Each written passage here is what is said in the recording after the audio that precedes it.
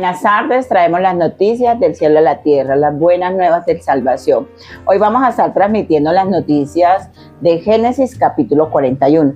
Hoy tengo el privilegio de presentar estas buenas noticias en medio de tantas malas noticias con mi hermano Leonel. Hermano Leonel, ¿cómo te encuentras en el día de hoy? Tengan todos muy buenas tardes. Hermana, feliz de poder compartir este capítulo 41 porque nos da una enseñanza tremenda. Amén. Cuéntanos, hermano, qué dicen esas noticias, esas buenas noticias en el capítulo 41. Bueno, este capítulo es muy interesante porque tiene dos títulos muy importantes. La primera es que José interpreta el sueño de Faraón. Y la segunda dice que José es gobernador de Egipto. Voy a leer unos cuantos versículos para que entremos en tema, mi hermana. Bien, pues hermano. Dice el versículo 1, dice: aconteció que pasados 2 años tuvo Faraón un sueño, le parecía que estaba junto al río, y que del río subían 7 vacas hermosas a la vista y muy gordas y pasían en el prado. A ver, hermana, en el versículo 1 es muy importante porque dice que pasados 2 años. ¿2 años de qué? Habían pasado 2 años que José había interpretado un sueño, 2 sueños en la cárcel, que era del copero y del panadero del rey, ¿cierto? José había interpretado estos 2 sueños en la cárcel y le había dicho a estos 2 hombres que se acordaran de él cuando estuvieran afuera. Pero ¿qué pasa? Habían pasado 2 años y estos hombres no se habían acordado de lo que habían prometido a José, pero Faraón tuvo este sueño. ¿Qué sueño tuvo el Faraón, hermana? Tremendo, hermano, porque aquí hablan los sueños del Faraón, o sea que él tuvo varios sueños, pero la palabra nos enseña que era el mismo sueño. O sea, qué tan lindo. A mí lo que más me ministra de esta noticia es porque, como cuenta el hermano, a aquel hombre se le olvidó mencionarle al faraón sobre José, pero era un propósito de Dios porque no era el tiempo de Dios, ¿cierto? Y vamos a ver que cuando faraón se levanta todo así estremecido, atormentado, preocupado por ese sueño que tuvo porque no lo supo interpretar, él no entendía. Sabemos que en ese tiempo buscaban a los sabios, a las personas entendidas sobre los sueños, a magos, adivinos, ¿cierto? Pero entonces ahí fue cuando este hombre habló de que conocía a un hombre que sabía interpretar los sueños. Pero algo que me parece muy bonito es porque José dijo que no era él no era el que interpretaba los sueños, sino que era el Espíritu de Dios. Entonces, qué tan bonito esto, porque sabemos que la palabra de Dios o la noticia siempre va a ser cristocéntrica, siempre nos va a llevar a Cristo. Sabemos que cada hombre o cada mujer que está aquí en la Biblia plasmada es un instrumento de Dios, pero el eje principal es Cristo. Entonces vemos aquí cómo, hermano, le habla de esos sueños, pero vamos a hablar de los sueños. ¿A quién no le gusta soñar? Todos hemos soñado, hemos tenido sueños bonitos, incluso hemos tenido pesadillas, y muchas personas tristemente han perdido ese valor o ese significado de los sueños. Mucha gente dice, no, es que son tus emociones, es que usted sí sueña. Pero cuando nosotros nos vamos a la Biblia, cuando nosotros tenemos esa comunión, esa intimidad con Dios, sabemos que Dios es el mismo Dios de ayer, de hoy y por los siglos. Entonces nosotros somos esos José de esos tiempos. Entonces cuando Dios nos quiere hablar, muchas veces espera que estemos quietos, que estemos dormidos, que estemos tranquilos por todo lo que hay en el día, los afanes, las ocupaciones. Y cuando nuestra alma está en reposo, cuando nuestro espíritu, que es el que se conecta con Dios, Dios usa ese momento realmente de descanso, porque nosotros pensamos que descansar es acostarnos y la gente está acostada y está pensando, mañana tengo que hacer esto.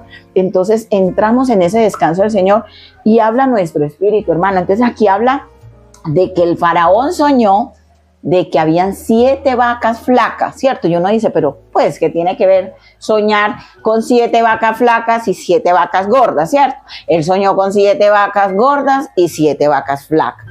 No entendía. Después soñó con espigos, ¿cierto? Con espigos bonitos, y después soñó con espigos secos y feos. Cuando nosotros soñamos algo bonito, ¡ay, tan bueno, viene de Dios! Cuando soñamos algo feo, reprendemos a Satanás. Pero no, o sea, Dios nos habla a través de los sueños y nos habla a través de la palabra, que es la que ministra nuestras vidas, ¿cierto? Cuando queremos escuchar la voz de Dios, vamos a la palabra. Pero ¿qué quiere hablar? ¿Qué quiere hablarnos Dios hoy? De que cuando Faraón tuvo ese sueño, José le dijo, no son dos sueños, es el mismo sueño. Y Dios le estaba hablando de un tiempo de hambruna. Él le dijo, pero ¿por qué yo veo que las vacas flacas se comen a las vacas gordas? Porque yo veo que las espigas estaban bonitas y después estaban secas, ¿cierto? Sabemos que Dios siempre usa ese diseño, ese lenguaje figurado para hablarnos de una manera que le entendamos. Entonces vemos aquí, hermano, que el Señor le estaba hablando de una hambruna. No. ¿Qué es lo que pasa? A mí me ministraba mucho esta palabra. Ahora yo le decía a mi esposo, uy, tremendo, porque hace por ahí como 2 años Dios ministró a mi vida y les voy a contar. Ministró a mi vida con un sueño sobre esto. Y lo puedo decir con toda certeza, como que el mismo Espíritu Santo de Dios que levantó a Jesús de entre los muertos, es el mismo que está entre nosotros. Sabemos que estamos en tiempos difíciles y que Dios nos está llamando a un despertar. Nosotros estamos trabajando, estamos viendo prosperidad en nuestra casa, compramos moto, compramos ropa, tenemos alimento, y no es para generar temor, sino para generar conciencia, para generar un llamado de que no nos conformemos o que pensemos que porque tenemos todo, no van a venir cosas difíciles. Van a venir cosas difíciles. Aquí está ilustrando vacas flacas y vacas cortas, pero sabemos que estamos en un caos a nivel mundial, aparte de valores, de principios, de la palabra de Dios, de la presencia de Dios, del temor de Dios, las familias, todo lo que está haciendo esta humanidad que no agrada a Dios en cuanto al pecado, la lascivia, la mentira, la brujería, la idolatría. Todo esas son esas vacas flacas que se están comiendo, esas vacas gordas en los hogares, que se están comiendo el amor, que se está comiendo tantas cosas, hermanos, que están saliendo del hogar. Y nosotros como pueblo de Dios nos tenemos que levantar. Cada vez que leamos la palabra, ¿qué nos quiere ministrar Dios hoy? Porque cuando estamos en abundancia, se nos olvida a veces ser más agradecidos con Dios, aún ayudar a otras personas que están en necesidad y solamente estamos preocupados por nosotros mismos. Tenemos problemas, me duele la cabeza, tengo depresión, estoy triste y tenemos todo para estar agradecidos. Somos quejándonos cuando hay tantas personas esperando un órgano, esperando una quimio, se le murió un hijo, le pasaron tantas cosas y nos volvemos como tan inconscientes. Vemos tantas cosas como Dios nos está hablando y nos está bendiciendo para ayudar. Hermano, aquí vemos que como habla de José, cuando Faraón lo manda a llamar para que le interprete el sueño, José no fue con esa intención de ser exaltado él o decir, sí, yo soy el que interpreto los sueños y me busca o algo, ¿cierto? Porque a veces pasa así en la vida, tenemos dones, talentos, sí, yo soy el que mejor predico, yo soy el que mejor, y no se trata de nosotros. Los dones, los talentos, dice su palabra que toda buena dádiva y todo don perfecto proviene de Él. Si algo bonito tenemos que darle a Dios es porque Él lo ha puesto en nosotros. Entonces vemos aquí cómo manda a llamar al faraón y cómo el faraón cuando lo manda a llamar lo usa y lo coloca como gobernador. O sea, él no buscó ese puesto. Primeramente somos llamados por Dios y después Dios respalda ese llamado a través de las personas. Incluso se cumple la palabra donde dice que la plata del impío será ¿para qué?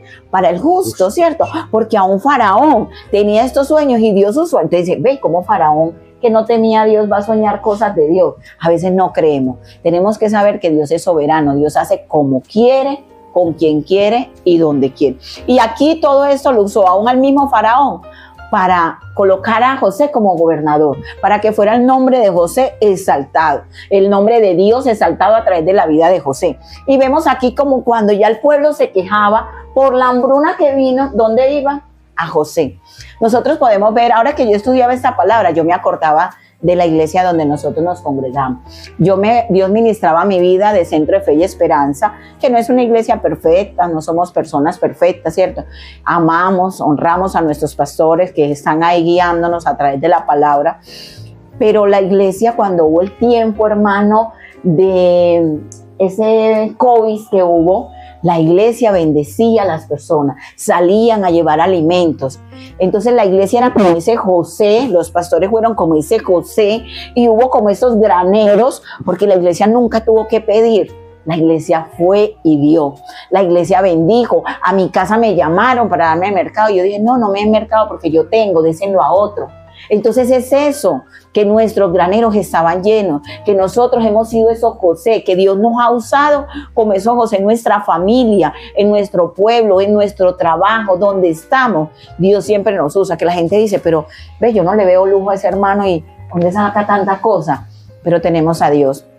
Amén. O sea, el pan se puede acabar, pero tenemos al dueño del pan. Sabemos que Jesús es el pan de vida, que desde que lo tengamos a Él provee y van a rebosar nuestros canastos. Entonces mire que todos esos procesos tan duros que vivió José, ¿cierto? Lo de sus hermanos, lo que lo vendieron, tantas cosas que lo pensaban matar, la separación.